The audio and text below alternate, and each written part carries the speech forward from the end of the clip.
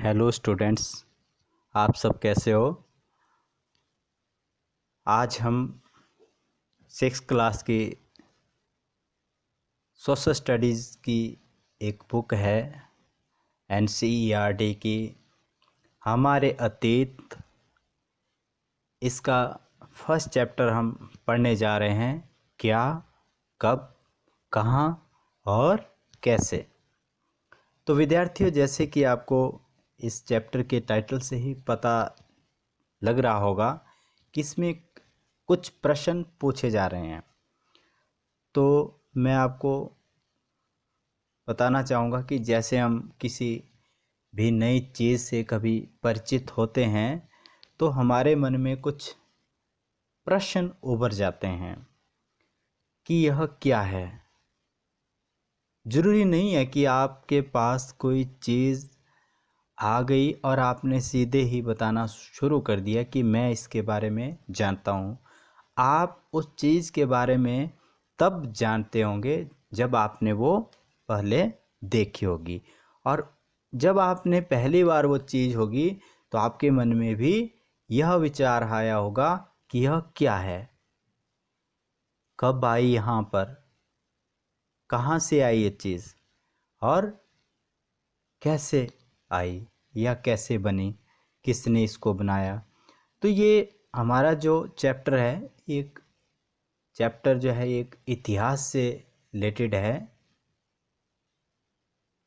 पुराने समय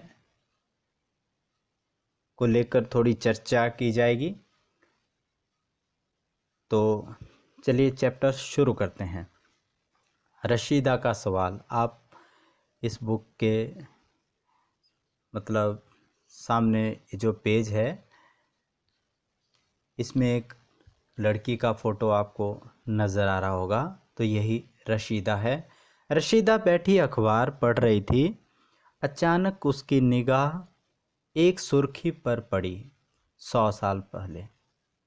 सुर्खी क्या होती है? जैसे हम अखबार पढ़ते हैं तो मोटे मोटे अक्षरों में कुछ शब्द लिखे होते हैं, नीचे बिल्कुल थॉरोली न्यूज़ दी होती है। जो मोटे अक्षरों में जो न्यूज़ हेडलाइंस है वो दी गई है, वो इस सुर्खी है। तो उसने वहाँ पर पढ़ा 100 साल पहले। वह सोचने लगी, यह कोई कैसे जान सकता है कि इतने बरसों पहले क्या हुआ था। अब आपसे भी अगर पूछा जाए कि आजकल आप क्या कर रहे हो, तो आप सीधे से शब्दों में बता देंगे कि हम जो हैं 6ठी कक्षा में पढ़ रहे हैं।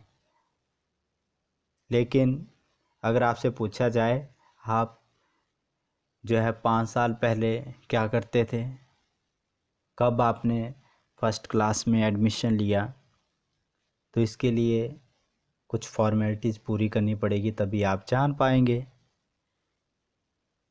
कैसे पता लगाएं? यह जानने के लिए कि कल क्या हुआ।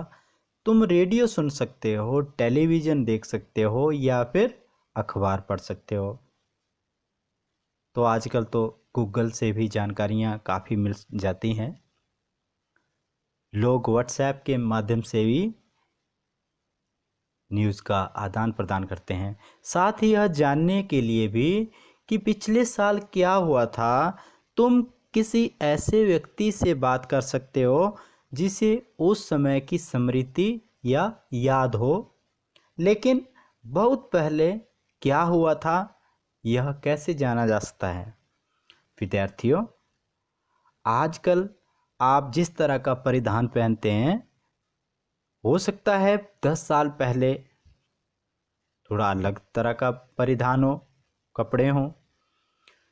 अगर 50 साल पहले की बात की जाए तो जैसे आपने ड्रेस पहनी हुई है, तो क्या आप सोच सकते हो कि उस टाइम भी ऐसे ही कपड़े लोग पहना करते थे, या 100 साल पहले ऐसे ही स्कूल हुआ करते थे, या 500 साल पहले आपके गांव में ये डिस्पेंसरी थी या स्कूल था या नहीं था।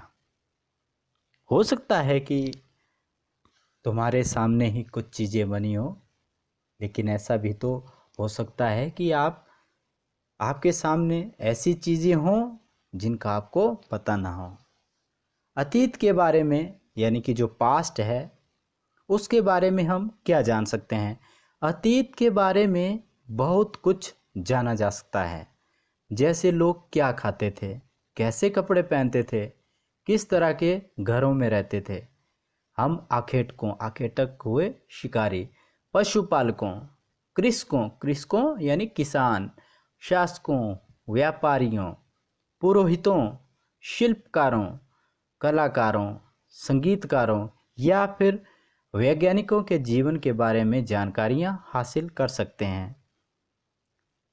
यही नहीं, हम यह भी पता कर सकते हैं कि उस समय बच्चे कौन से खेल खेला करते थे, कौन सी कहानियाँ सुना करते थे, कौन से नाटक देखा करते थे या फिर कौन से गीत गाते थे। तो विद्यार्थियों, आजकल जिस तरह की गेम्स आप खेलते हैं, मोबाइल हाथों में है और आप अलग अलग प्रकार की गेम्स खेला करते हो। तो अगर 10 से 15 साल पहले की बात की जाए तो उस टाइम वीडियो गेम जो होती थी, अगर उससे पहले के समय में जाया जाए तो बच्चे कॉमिक्स पढ़ा करते थे। तो सबका जो है एक अलग अलग समय होता है। तो समय के अनुसार धीरे धीरे परिवर्तन होता है। लोग कहाँ रहते थे? मानचित्र एक में नर्मदा नदी का पता लगाओ। अब हम नर्मदा नदी के बारे में यहाँ पर जानेंगे कि कहाँ है नर्मदा नदी। आप बिल्कुल यहाँ पर देख सकते हो, एक तो आपको चंबल नदी दिखाई दे रही होगी बिल्कुल बीचों बीच भारत के नक्शे में, और विंध्य पहाड़ियाँ, इसके ठीक नीचे ही आपको नर्मदा नदी नज़र आ रही है भारत के नक्शे में। ये इसको जो है, ये जो नदियों का चित्र बनाया गया है, एक प्राकृतिक मानचित्र जो है बनाया गया है। कई लाख वर्ष पहले लोग इस नदी के तट पर रह रहे हैं। कई लाख वर्ष से पहले से लोग जो है इस नदी के तट पर रह रहे हैं। यहाँ रहने वाले आरंभिक लोगों में से कुछ कुशल संग्राहक थे, इकट्ठा करने वाले, कोई भी चीज़ हो, जो आसपास के जंगलों की विशाल संपदा से परिचित थे।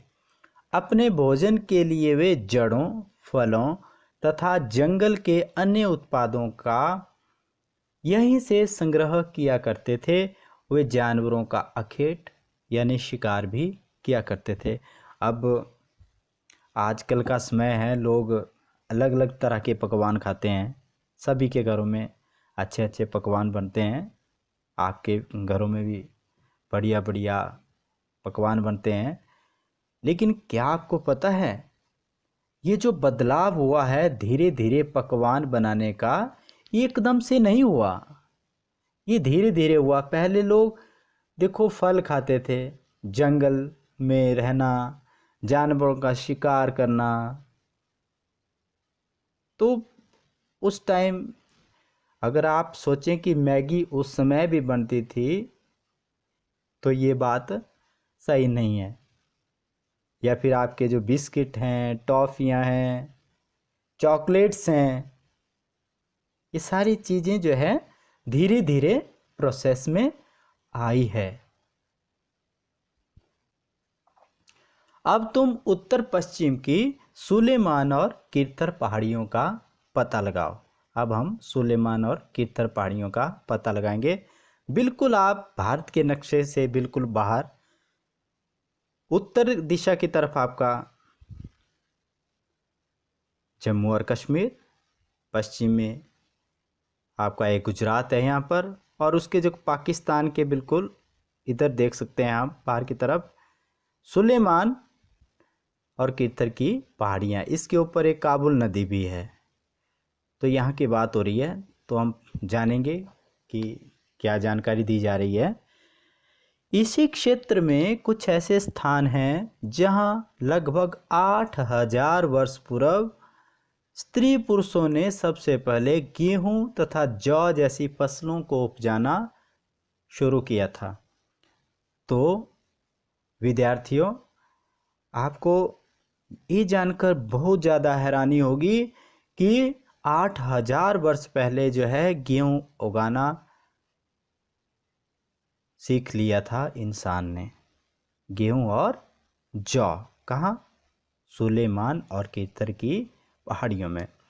उन्होंने भेड़ बकरी गाय बैल पशुओं को पालतू बनाना शुरू किया।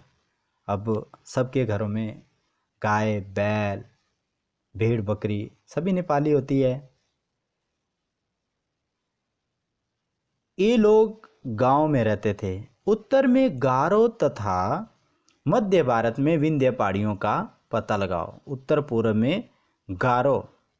अब देखो यहाँ पर बिल्कुल पूर्व भारत में आ जाओ आप, जहाँ पर आपको ब्रह्मपुत्र नदी जो है नज़र आ रही है, उसी के नीचे गारो पहाड़ियाँ हैं। ठीक है, तो यहाँ पर जब आपने नर्मदा नदी के बारे में जाना था तो वहीं पर क्या है, विंध्य पहाड़ियाँ हैं। तो इनके बारे में कुछ जानकारियाँ जो है इस चैप्टर में साझा की गई है। तो क्या जानकारी है इन उत्तर पूर्व में गारो और मध्य भारत में विंध्य पहाड़ियों के बारे में? वो कहा गया कि ये कुछ अन्य ऐसे क्षेत्र थे जहाँ कृषि का विकास हुआ, खेती का विकास हुआ, जहाँ सबसे पहले चावल उपजाया गया। अब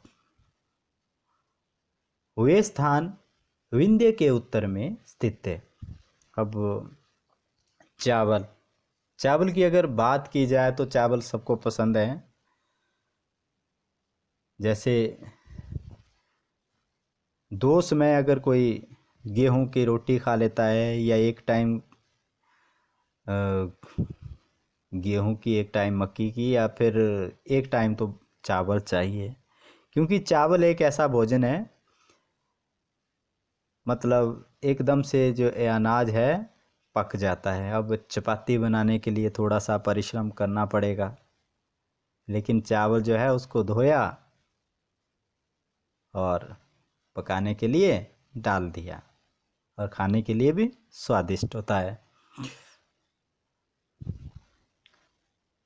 मानचित्र पर सिंधु तथा इसकी सहायक नदियों का पता लगाने का प्रयास करो। यहाँ पर आपको सिंधु नदी के बारे में अच्छी तरह से जानकारियाँ दी जाएगी। अब यहाँ पर आपको बिल्कुल, जहाँ सुलेमान और केथर की पहाड़ियों के बारे में मैंने आपको बताया, वहाँ पर उसके नीचे आप देख सकते हैं, जहाँ पर आपको थार लिखा नज़र आ रहा है, उसके ऊपर ही साथ में सिंधु नदी जो है दी गई है।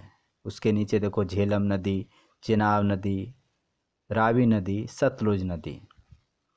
तो ये नदियाँ जो है यहाँ जाके जो है मिल रही हैं।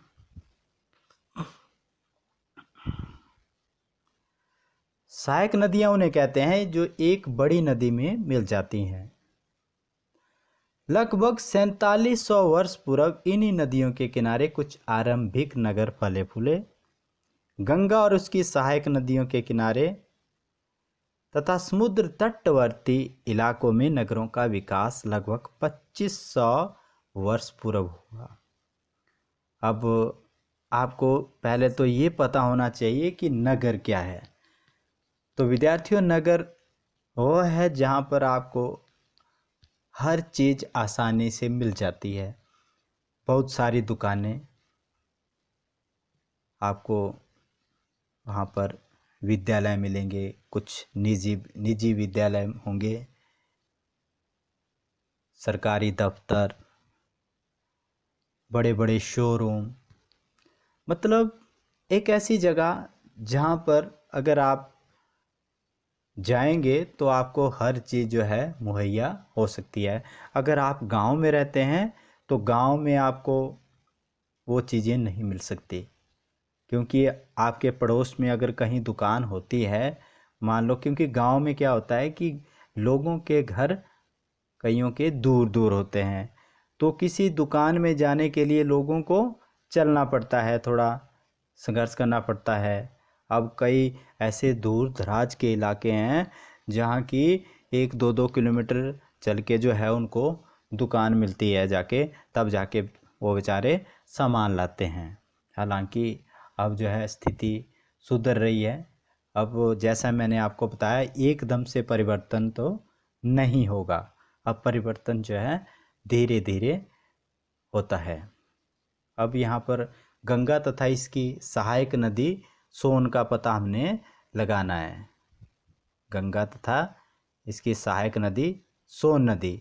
अब हमने विंध्य पहाड़ियों के बारे में जाना था, तो उसके साथ ही बिल्कुल राइट साइड आप देख सकते हैं सोन नदी है, ठीक है, नर्मदा नदी के और बारे में पढ़ा था हमने। और बिल्कुल सोन नदी के बिल्कुल ऊपर की तरफ आपको गंगा नदी भी दिखाई देगी।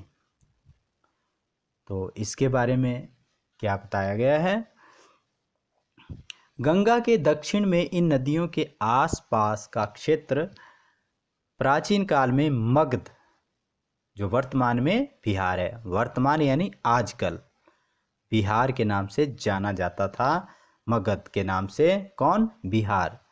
अब बिहार की राजधानी आपको पता होना चाहिए क्या है, पटना है, सही समझे।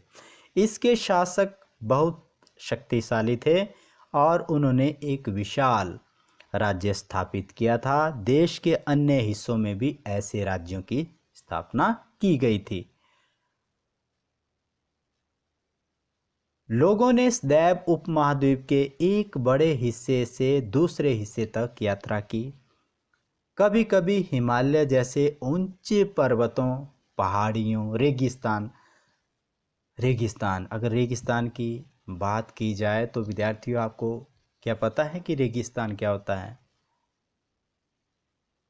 जैसे आप अपने आसपास इस तरह की वनस्पति देखते हैं, तो वहाँ पर रेगिस्तान में इस तरह की वनस्पति बिल्कुल भी देखने को नहीं मिलती। जैसे आपके घास, पेड़ पौधे, पक्षी, जानवर अलग ही प्रकार के, जहाँ वहाँ पर आपको रेत ही रेत जो है नज़र आ सकती है।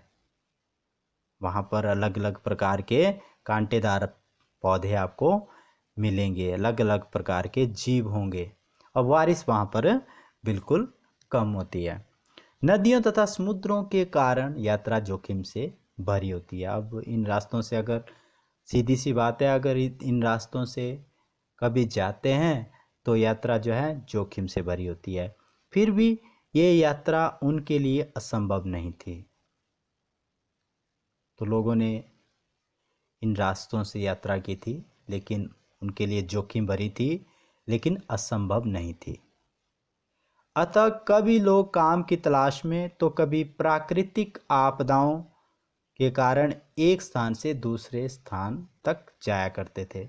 अप्राकृतिक आपदा किस तरह की, जैसे भूस्खलन हो गया या भूकंप आ गया, ठीक है, तो ये प्राकृतिक यानी प्रकृति की दी हुई आपदा होती है ये।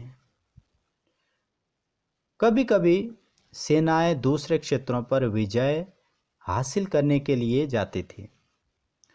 इसके लिए अतिरिक्त व्यापारी कभी काफिले में, एक काफिला क्या, एक समूह में, तो कभी जहाज़ों में अपने साथ मूल्यवान वस्तुओं लेकर एक स्थान से दूसरे स्थान तक जाया करते थे।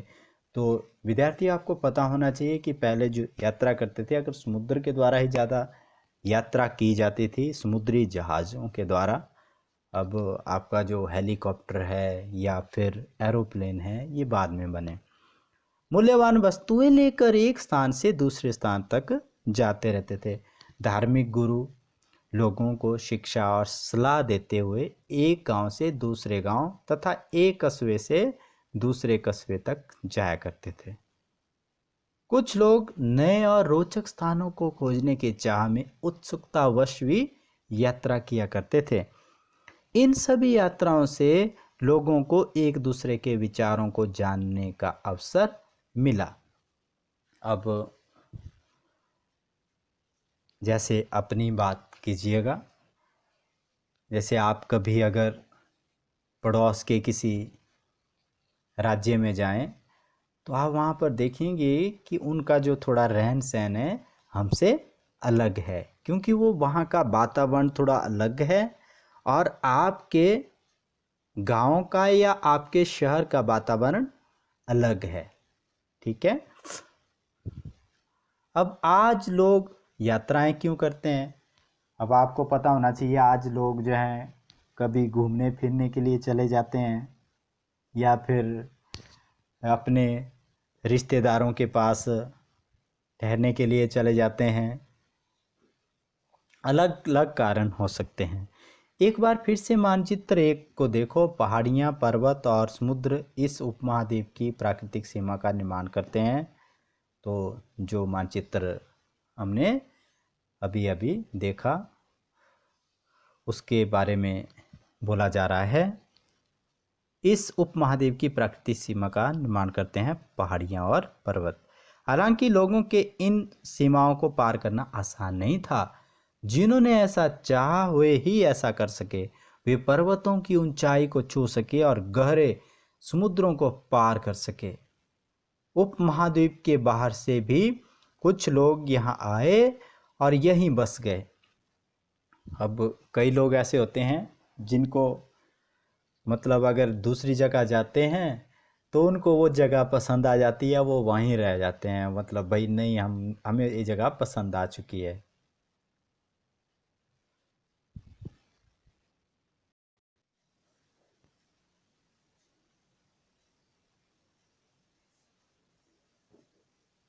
लोगों के इस आवागमन ने हमारी सांस्कृतिक परंपराओं को समृद्ध किया। कई सौ वर्षों से लोग पत्थर को तराशने, संगीत रचने, यहाँ तक कि भोजन बनाने के नए तरीकों के बारे में एक दूसरे के विचारों को अपनाते रहे। अब विद्यार्थियों, देश के नाम की बात है। हमारा देश जो है भारत है, तो किस तरह से ये भारत नाम पड़ा? अपने देश के लिए हम प्रायः इंडिया तथा भारत जैसे नामों का प्रयोग करते हैं। इंडिया शब्द इंडस से निकला है। सिंधु नदी के बारे में मैंने आपको बताया था अभी मानचित्र में, जिसे संस्कृत में सिंधु कहा जाता है।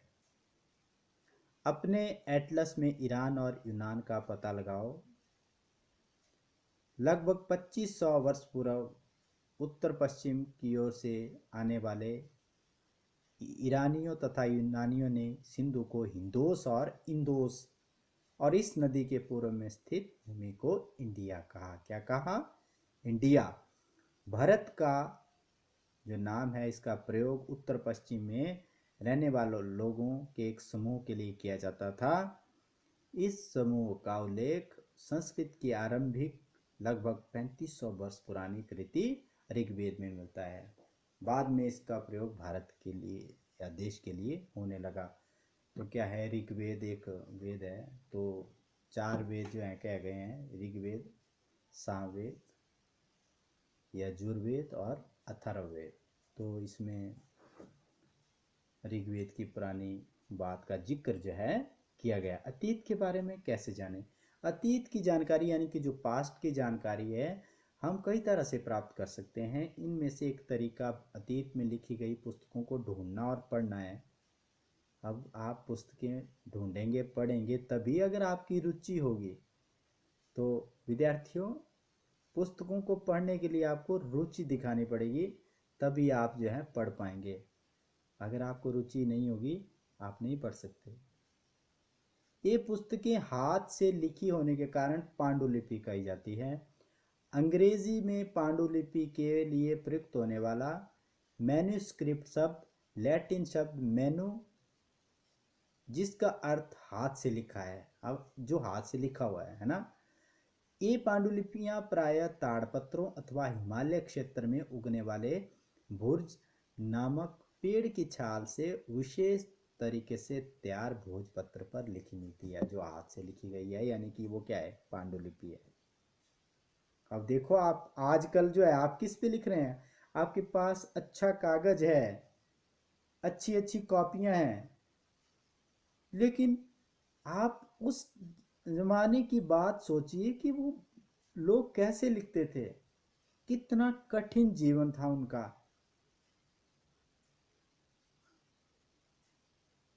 मैं भी सोचकर हैरान हो जाता हूँ। इतने वर्षों में इनमें से कई पांडुलिपियों को कीड़ों ने खा लिया, हो सकता है दीमक वगैरह लग गई, तथा कुछ नष्ट कर दी गई। फिर भी ऐसी कई पांडुलिपियां आज भी उपलब्ध हैं। प्रायः ये पांडुलिपियां मंदिरों और बिहारों में प्राप्त होती हैं। बौद्ध विहार, जैसे मंदिर होते हैं उसी तरह के बौद्धों के विहार होते हैं। इन पुस्तकों में धार्मिक मान्यताओं व व्यवहारों, राजाओं के जीवन, औषधियों, ये औषधियाँ क्या है, दवाइयाँ, तथा विज्ञान आदि सभी प्रकार के विषयों की चर्चा मिलती है।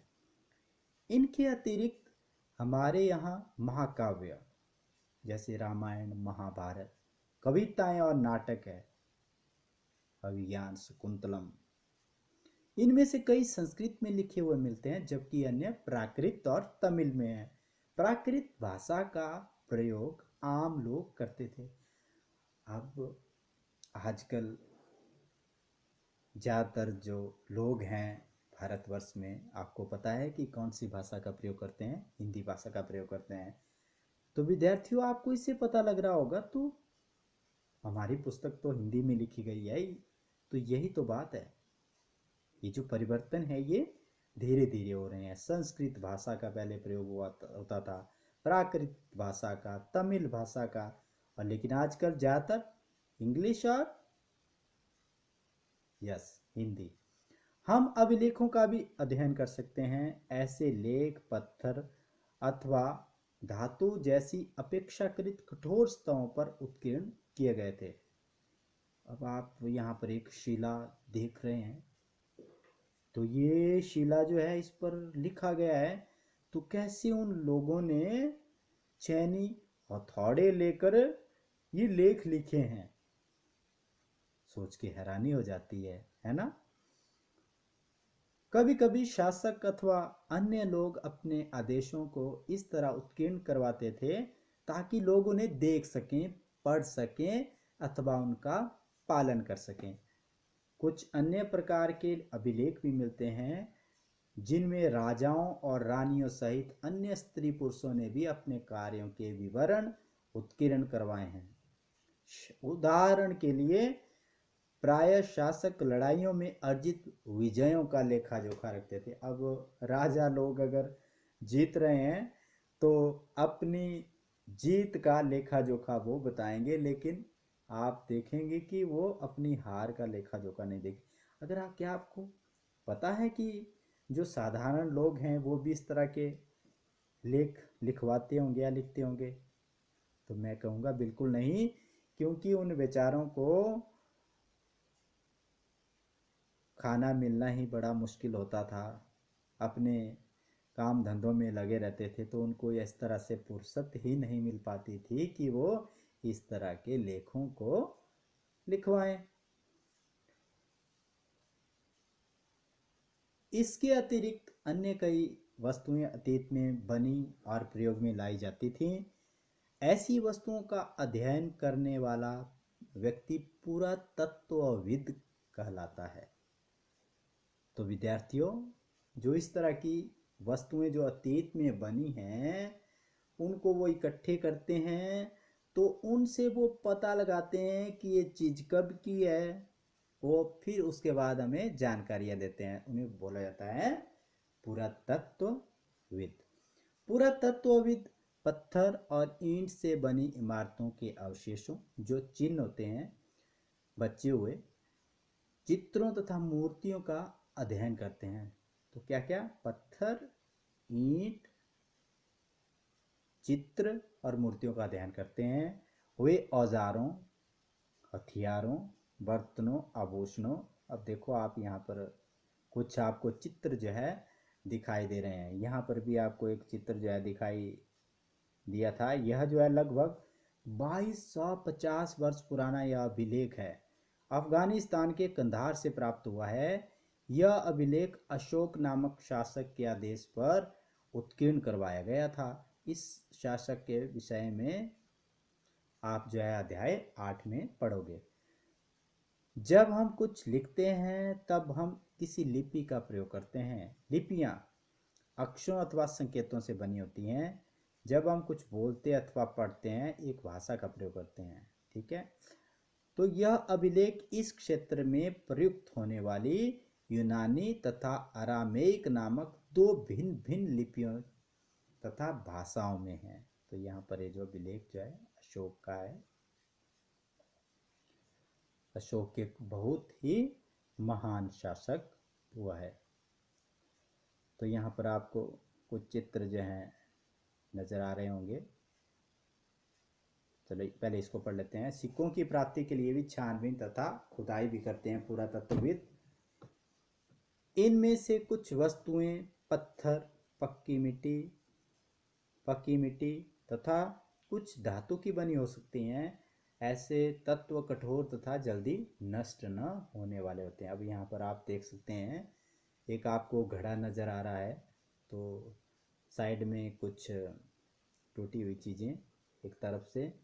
तो बाईं तरफ अगर आप देखेंगे एक प्राचीन नगर से प्राप्त पात्र है, एक वर्तमान है ये। तो इस तरह के पात्रों का प्रयोग 4700 वर्ष पूर्व होता था। दाएं एक पुराना चांदी का सिक्का है, ये आपको नजर आ रहा है क्या है, ये चांदी का सिक्का है। इस तरह के सिक्कों का प्रयोग लगभग 2500 वर्ष पूर्व होता था। हमारे द्वारा आज प्रयोग में आने वाले सिक्कों से यह सिक्का काफी भिन्न है। पुरातत्वविद जानवरों, चिड़ियों तथा मछलियों की हड्डियां भी ढूंढते हैं। अब वो क्या करते हैं, जरूरी नहीं अब वो ईंटें ढूंढेंगे, पत्थर ढूंढेंगे, सिक्के ढूंढेंगे, वो चिड़ियाँ मछलियों की हड्डियां भी ढूंढते हैं। उन्हें जानने में मदद मिलती है कि अतीत में लोग क्या खाते थे। वनस्पतियों के अवशेष बहुत मुश्किल से बच पाते हैं। यदि अन्न के दाने अथवा लकड़ी के टुकड़े जल जाते हैं तो वे जले हुए रूप में बचे रहते हैं। क्या पुरातत्वविदों को बहुता कपड़ों के अवशेष मिलते होंगे? ये भी अगर मिलते होंगे, आप सोचिए।